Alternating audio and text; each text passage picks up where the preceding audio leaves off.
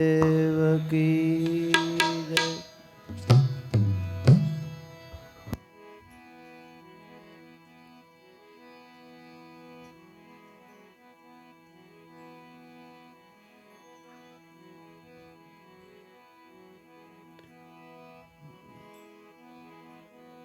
गुरु हमारा गारुडी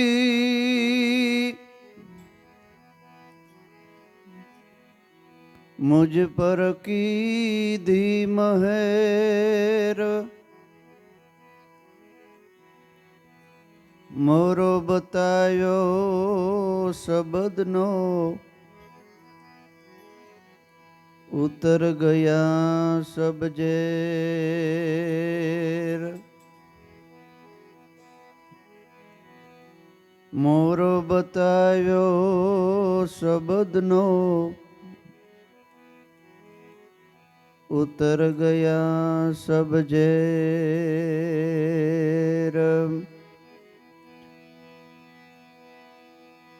गुरु बिन ज्ञान न उपजे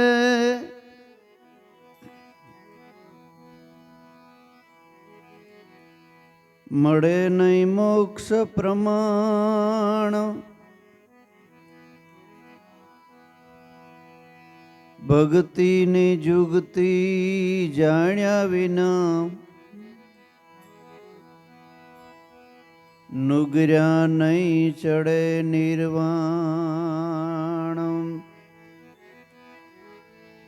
ભક્તિની जुगती जाण्या विना नुगर्या नहीं चढ़े निर्वाण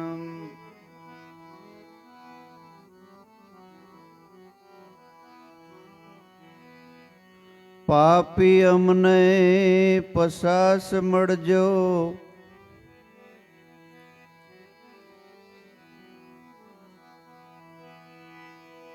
पापी अमने हजार मड़जो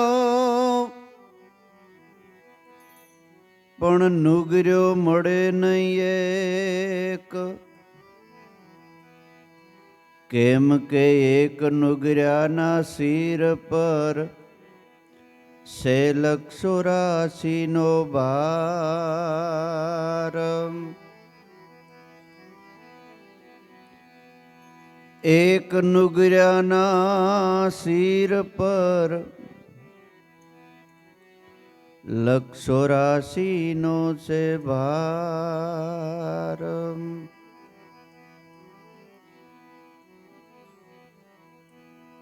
નુગર્યો એટલે જેને ગુણ નથી બંધાતો ક્યાંયથી. આપણે એમ કહેવાય કે બીજા બધા નુગર્યા છે પણ એને જે આસ્તિક છે એ નુગર્યા નથી, ભલે ગુરુ મળ્યા નથી મળ્યા તોય. પણ હાસો નુગર્યો કેને કીધો કે નો ગર્યો ન્યા અંદર બેઠો નહીં, અંદર ગર્યો નહીં. જ્યાં સંતોનું ધામ છે, સંતોનો વર્ગ છે, ત્યાં અંદર પ્રવેશ ન કર્યો અને એમાં ગુણ બંધાણો નહીં, એને ન ગણ્યા, જેને ગણ્યો નહીં એને નુગર્યો કીધો. આવા માણસના શિર ઉપર 184 યોનિનો ભાર છે, જેને ગુણ નથી બંધાતો. જય ગુરુદેવ, જય ગુરુદેવ. ગુણ જ નથી બંધાતો અને ઉલટાનો બધાઈને એના અવગુણ અને એની નિંદા કરે શેઠે શેઠેથી. એવા માણસને મસ્તક ઉપર આવો. જય ગુરુદેવ, જય ગુરુદેવ. બરાબર, જય ગુરુદેવ. એવા માણસના શિર ઉપર 84 યોનિનો ભાર છે, મસ્તક ઉપર. એટલે આ સંત કહે છે કે પાપી ભલે ગમે તેવો પાપી માણસ હોય, એ ભલે અમને મળજો. એને અમને મળવાનું થાય તો ભલે થાય, પણ જેને ગુણ નથી બંધાતો, સેટે સેટે સંતોની નિંદા કરે છે, એવા માણસ ભૂલે સુકે ભગવાનને કે અમને મળવાનું થાય જ નહીં. એવી અમારા ઉપર કૃપા કરજો. અહીં આવીને બેઠા ને એને ગુણ બંધાણો સત્સંગમાં, અને બે શબ્દ લઈ અને જીવનની અંદર ઉતાર્યા ને તો ખરેખર એ નુગર્યો નથી, એમ રવિ સાહેબ કહે છે.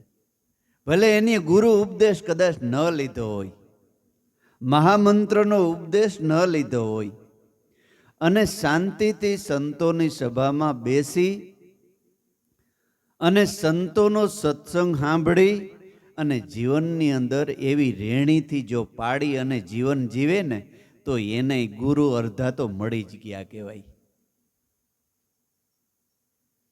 એમ રવિ સાહેબ કહે છે કે ખાલી સંતોની સભામાં બેસી ગુણ બંધાણો એ નુગર્યો નથી.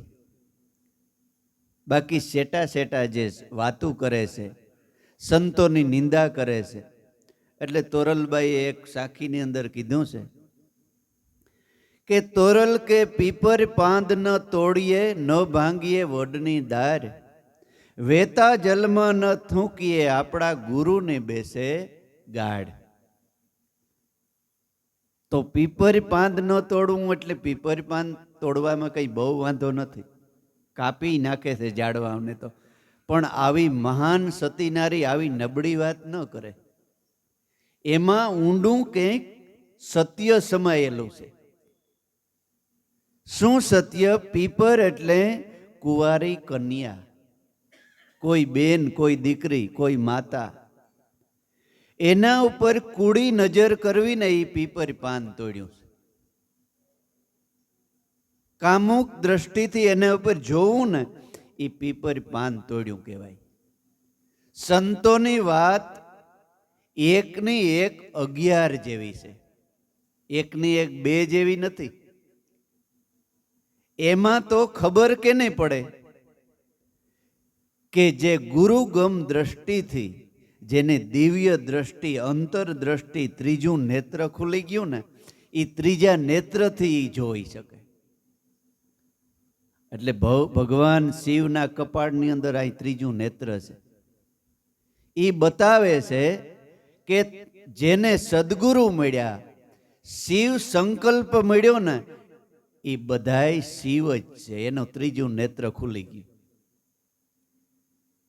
ત્રીજું નેત્ર ખુલે ને ત્યારે આ તોરલબાઈને સાખી સમજાય કે પીપર પાન તોડવું એટલે હું. પીપર પાન ન તોડીએ, જય ગુરુદેવ, ન ભાંગીએ વડલાની દાર.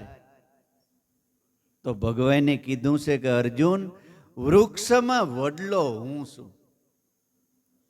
વડલો એટલે જગતના સંત.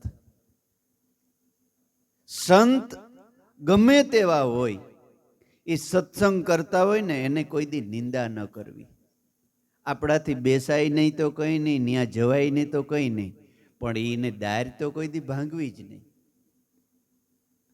પછી વેતા જલમાં ન થૂંકીએ. વેતું જલ તો સુમાહામાં અઢળક વરસાદ વર્યો હોય, જ્યાં જોવો ત્યાં પાણી પાણી જોઈ તો આપણે થૂકવાનું મન થાય તો ન થૂકાય, થૂકવું જ પડે. પણ એ આ જળની વાત નથી. વેતું જળ એટલે સદગુરુના સંતોનો સત્સંગ, જે ધારા વહી જાય છે એમાં પોતાની ડાયપ કરીને વૈશમાં ભંગ ન પાડવો. જો ભંગ પાડ્યો તો એ નુગર્યો છે.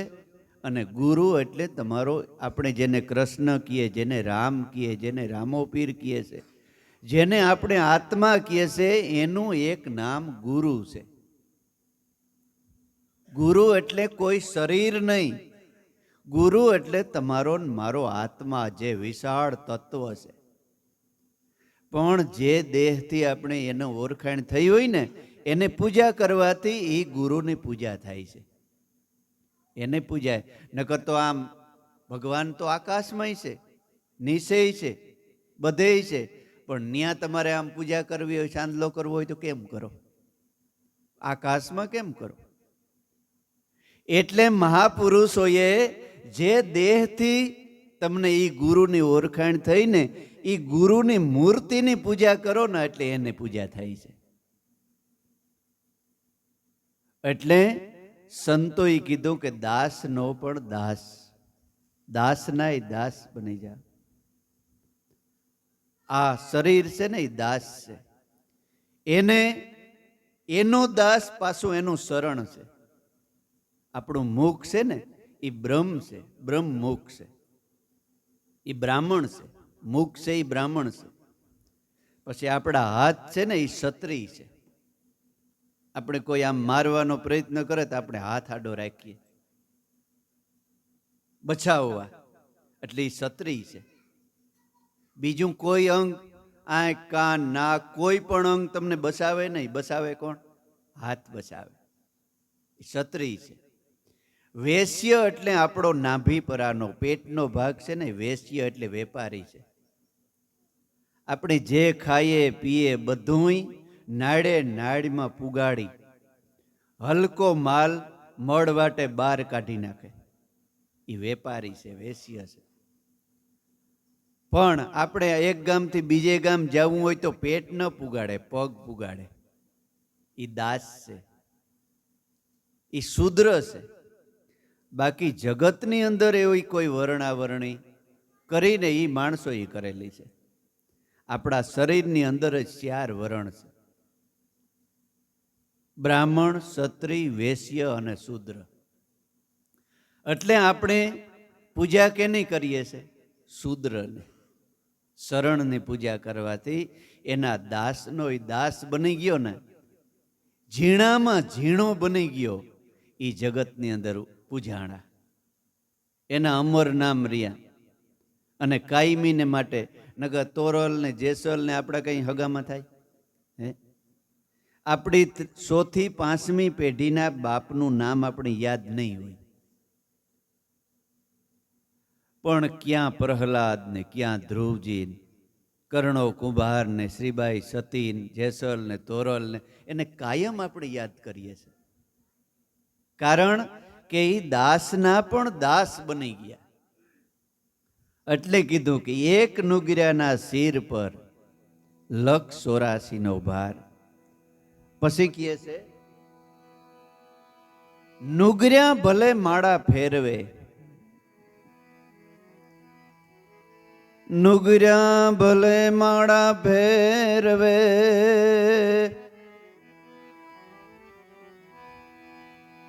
નુગર્યા દેવે દાન, એક નુગર્યાના નુગર્યો ભલે દેવે જ દાન.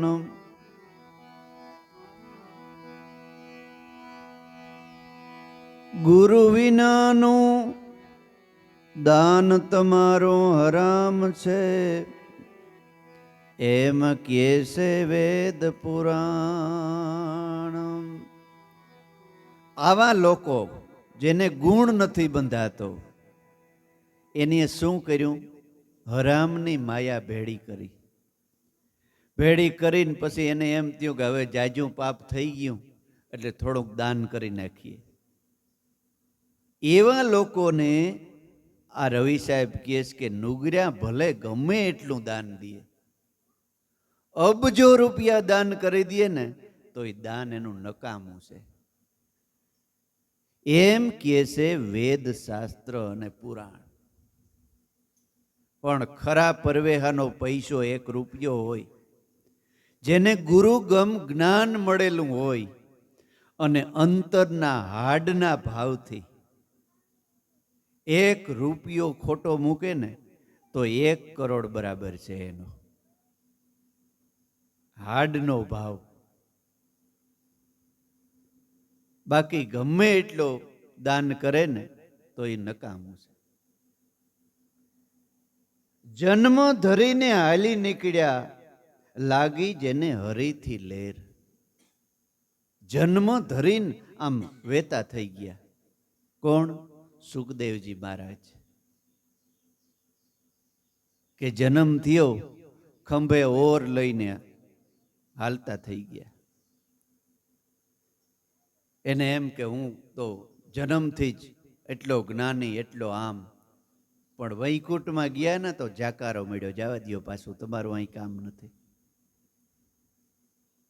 વૈકુંઠમાંથી પાછા વાળ્યા. જુઓ સુખદેવજીને, કારણ કે એને માથે ગુરુ નહોતા. સુખદેવજીને પાછા વાળી લીધા. પાછા વાળી અને જંગલમાં ભટકવા લાગ્યા પોતાના અભિમાનની અંદર. તે દી 4 શ્લોકની ભાગવત હતી. કેટલા? 4 શ્લોકની. એ જેમિની નામના શિષ્યને વ્યાસજીએ પઢાવ્યા અને જ્યાં સુખદેવજી ફરતા હતા ત્યાં જઈને બોલ્યા. ત્યારે એનું મન ખેંચાણું કે ઓહો, આમાં તો એમ છે કે સદગુરુ વિના ભગવાનના અવતારો થયા ને એ પાર પૂગ્યા નથી. ત્યારે એ બાજુમાં આવ્યા. બાજુમાં આવી અને પૂછ્યું કે ભાઈ આ જ્ઞાન તમને કોની આપ્યું? તો કે અમારા ગુરુએ આપ્યું. તમારા ગુરુ કોણ? તો કે અમારા ગુરુ ભગવાન વેદવ્યાસ. વેદવ્યાસ? તો કે હા. તો કે પણ એ તો અમારા પિતાજી છે. તમારા પિતાજી છે? તો કે હા. ઓહો, તો મેં બહુ મોટી ભૂલ કરી તમારા જો પિતાજી હોય તો. તો કે કાં? આવું બધું. જય ગુરુદેવ, જય ગુરુદેવ, જય ગુરુદેવ. એ તો અમારા પિતાજી છે. મેં બહુ મોટી ભૂલ કરી. તો કે શું ભૂલ કરી? તો કે એ જન્મ દઈ મેં મારા અહંકારમાં ને અહંકારમાં એને મેં ઓળખ્યા નહીં અને મૂકીને હાલી નીકળ્યા. હવે તો કે એ તો મહાન દયાળુ પુરુષ છે. ભલે તમે હાલી નીકળ્યા પણ એને તમારા તરફ કંઈ અવગુણ નથી. અવગુણ ઉપર ગુણ કરે ને એને સંત કહેવાય. તમારું અહિત કર્યું હોય છતાંય એનું કંઈ કામ કરવામાં એવો પ્રસંગ બની જાય તો એ મનમાં નથી રાખતા. વેરભાવ, બદલો લેવાની ભાવના રાખ્યા વગર હૃદયની અંદર એને દયા વ્યાપે કે એના જેવું મારે ન થવાય. માણા કહે ને કે ધોબીએ ધોબી ન થવાય. એના જેવો તો મારામાં ને એનામાં ફેર હું. અવગુણ ઉપર જે ગુણ કરે એનું નામ સંત કહેવાય. એટલે કે એનામાં તો કંઈ નથી. સુખદેવજી પાછા આવ્યા, વ્યાસને શરણે થયા કે પિતાજી મારી ભૂલ થઈ ગઈ. તો કંઈ ભૂલ નથી થઈ ભાઈ, તું પાછો તો આવ્યો. અમુક જાય છે જિંદગીમાં પાછા આવતા જ નથી. એકવાર ડોકું કાઢીને તારી એટલી તો બલિહારી કે તને સમજાણું તો પાછો તો આવ્યો. હે, કઈ વાંધો નહીં, મને આ જ્ઞાન બતાવો. સુખદેવજીને વ્યાસજી કહે કે બેટા જ્ઞાન બતાવું, પણ હું તારો બાપ છે ને એટલે તને જ્ઞાન બહુ ઉતરીએ નહીં ગળે. તને બાપ ભાવ રહી જાય. કારણ કે હગી માં હોય ને આપણે એ કાન ન વીંધી હગે. એનો જીવ ન હાલે કે મારા દીકરાને કેમ કાનમાં હુઈ માર્યું. હગીમાં કાન ન વીંધી હગે. કોઈક બીજી હોય ને એ કાન વીંધે. એટલે તને બાપ ભાવ રહી જાય. મારા કરતા સળિયા તો પુરુષ તને બતાવું, ન્યા તું જા. તો કે ક્યાં? તું જનક પાસે જા. અરે પિતાજી, જનક તો સંસારી છે અને હું તો જન્મથી જ બ્રહ્મચારી. તો કે બેટા એ અભિમાન ભાંગવા માટે જ તને સંસારી પાસે મોકલવો છે મારે. તને એમ થતું હોય કે હું બ્રહ્મચારી પણ સંસારી આ જગતમાં એવા મોટા સંત છે કે તારી અકલ કામ ન કરે. તો એકવાર જા. સુખદેવજી પિતાજીના વસન સાંભળી માથે ચડાવી અને જાય છે. જનક રાજા તો અંતર્યામી હતા. જેથી મોબાઈલ નહોતો ને એ વખતમાં કે એવા સંત જેવા માણસો હતા કે એ સંકલ્પ કરે ને તો હામો સંકલ્પ એને આવે, એવો જ વિચાર હામાને આવે. અને અત્યારે પણ એવા કોઈ ચોખ્ખા હૃદયના માણસ હોય ને તો તમે વિચાર કરો ને સીધો જ ન્યા વિચાર વયો જાય. અને આપણે ફોન કરીએ તો એ જ કે એક જ મિનિટ થઈ હમણાં તમને યાદ કર્યા ને એને એક જ મિનિટ થઈને તમારો ફોન આવ્યો. ઓલો વિચાર ત્યાં પૂગી ગયો. અત્યારે એવું છે, પણ એની મેમરી થોડી ખાલી હોવી જોઈએ. ફૂલ હોય ને તો એમાં હમાય નહીં, ક્યાં વિચાર નાખવો. એટલે ગંગા સતીએ કીધું કે ઉપદેશ દેવો તો પેલા ભક્તિ બતાવવી, ટાળી દેવો સઘળો એનો મોહ. એટલે સંતો કહે કે સીધો ઉપદેશ લાગે નહીં. એનું કારણ એ છે કે મેમરી જો આપણી ફૂલ હોય ને તો એમાં સત્સંગ સીધો ઉતરે નહીં. એટલે એ સત્સંગમાં બેસે, 2-5 અમાસું આવે, સત્સંગ શાંતિથી સાંભળે, અથવા તો મોબાઈલમાં સત્સંગ સાંભળે 1-6 મહિના. એની મેમરીમાં જે બીજું બધો ડખો હોય નીકળી જાય, સત્સંગ જ રીએ. અને અંદરથી હાડનો જ્યારે પ્રેમ ને ભાવ જાગે અને પછી ઉપદેશ લે ને સીધું જ એને લાગી જાય, સીધો જ પ્રેમ પ્રગટી જાય. એ વસ્તુ આ છે. એટલે સુખદેવજી જાય છે તો જનકને ખબર પડી ગઈ કે ઓલો દિગંબર પુરુષ આવે છે.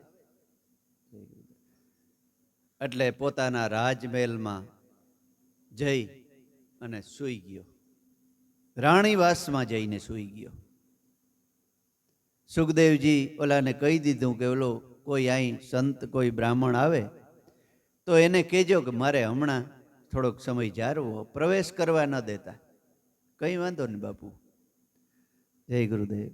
દરવાજે આવ્યો તો કે મારે બાપુને મળવું. તો કે બાપુ હમણાં બારીગામ ગયા, આરામમાં છે. એટલે બાપુ કહે ને ત્યારે તમને આવવા દે. કંઈ વાંધો નહીં. 1 દિવસ થયો, 2 દિવસ થયા. 3જે દિવસે જનકી પૂછ્યું કે ઓલો દિગંબર આવ્યો તો એ છે? તો કે હા બાપુ, ભૂખ્યો ને તરીહો એમને એમ બેઠો છે. ત્યારે જનકને એમ થયું કે ના ના છે હાસો, જિજ્ઞાસુ મુમુક્ષી છે, જિજ્ઞાસુ છે. નકર 3 દિવસ સુધી ભૂખ્યો ને તરીહો એ માણા બેહે નહીં, 1 કલાક ન બેહે. હે? કારણ કે માણસને ભગવાન જાજા ભાગે નથી જોતો, એને કંઈક બીજું માન ને મોહ ને અભિમાન ને એ બધું જોઈએ છે. કે મને ત્યાં તો કોઈ બોલાયો નહીં, ત્યાં મને તો આમ હું સેટો કોઈ રામ રામ ન કર્યા, આમ ન કર્યું, તેમ ન કર્યું. પણ આપણે ત્યાં જઈએ છે શું કામ? સંતોના શરણમાં સત્સંગમાં શું કામ જઈએ છે? આપણા માટે જઈએ છે કે મારે મારો શેડો સુધારવો છે, મારે મારું મૃત્યુ સુધારવું છે, મારે પાછું ગાય ભેંસ ને 84ની અંદર મારે પ્રવેશ કરવો નથી, મારે પાછું દુઃખી થવું નથી. એટલા માટે હું જાઉં છું, મારે માટે. એમ કરીને આવનારા જિજ્ઞાસુ સાધક છે ને એ કોઈ દી ડગતા નથી, એ પાછા કોઈ દી હટતા નથી. એવો જિજ્ઞાસુ આ સુખદેવજી હતો. એટલે પછી જનક રાજાએ કીધું કે હવે વાંધો ને આવવા દો. એટલે આવ્યો. જનક રાજા કીધું કે સીધો જ એને રાણીવાસમાં આવવા દેજો, કોઈ રોકતા નહીં. રાજમહેલની અંદર સુખદેવજીને કીધું કે બાપુ જો હામો રાજમહેલ છે ને, ન્યા છે, જાઓ તમે તમારે.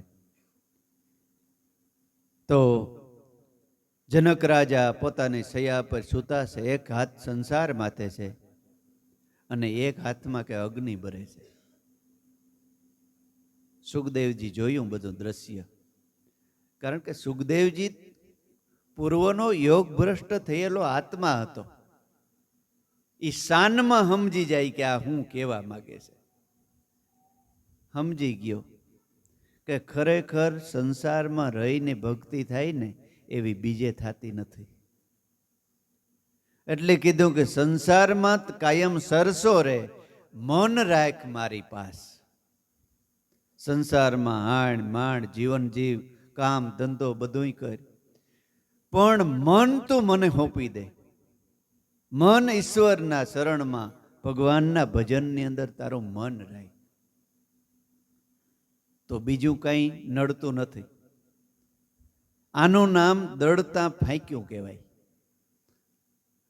ગામડિયું ગામ ને એક દીકરી સાસરે ગઈ. સાસરે ગઈ ને એટલે દીકરી બિચારી મોરીને કુટુંબ બહુ મોટું. તેથી દરણા દરવાનો રિવાજ ઘંટીએથી. એટલે 15-20 માણસનું મોટું કુટુંબ, અને આ દરણું દરવાવાળીયું 2 જણિયું. કાયમ દરણા દરી દરી દરીને થાકી જાય, રોટલા ઘડે એટલાના, અને હાંજ પડે ને ખાવા ટાણે થાકી જાય, ખાધા જેવું ન રહીએ, ખાધા વગરનું એમને હોઈ જાય. થોડોક સમય થયો, એને મા ને બાપ ને મળવા આવ્યા.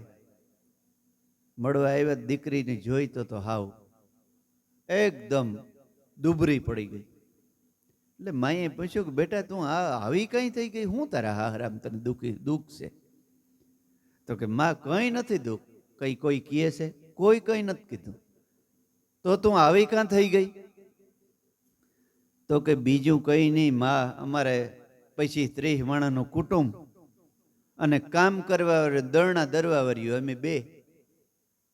હવે દરણું અમે દરી દરી દરીને એક જણી રોટલા ઘડે ને ચાક કરે ને આ કરે ને તે કરે ને, તો રાતના 9, 10, 11 વાગી જાય.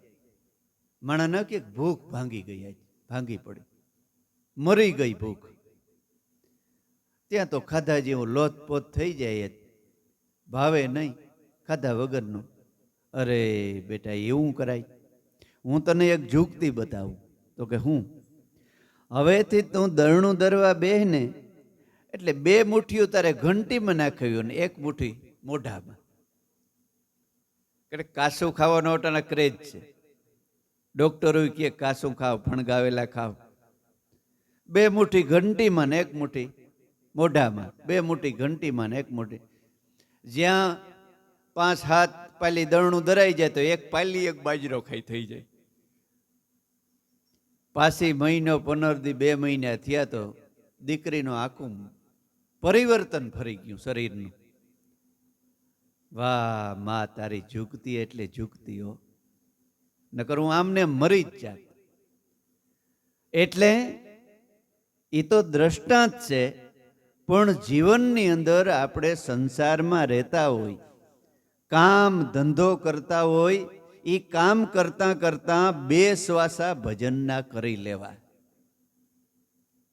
જરાક મન નવર્યું પડ્યું અને જોડી દ્યો ભજનમાં. જરાક મન નવર્યું પડ્યું, જોડી દ્યો ભજનમાં. તો જિંદગીમાં કેટલા શ્વાસા, કેટલું તમારું ભજન ભેગું થઈ જાય. હે, સદગુરુ એ માનું રૂપ છે. માતા કરતા પણ મહાન સદગુરુ, પિતા કરતા પણ મહાન સદગુરુને ગણ્યા છે. એટલા માટે ગણ્યા છે કે માં એક શરીરને જન્મ આપે છે અને માં એક કુટુંબમાં તમને ઓળખાવે, પણ સદગુરુ વિશ્વમાં ઓળખાવે.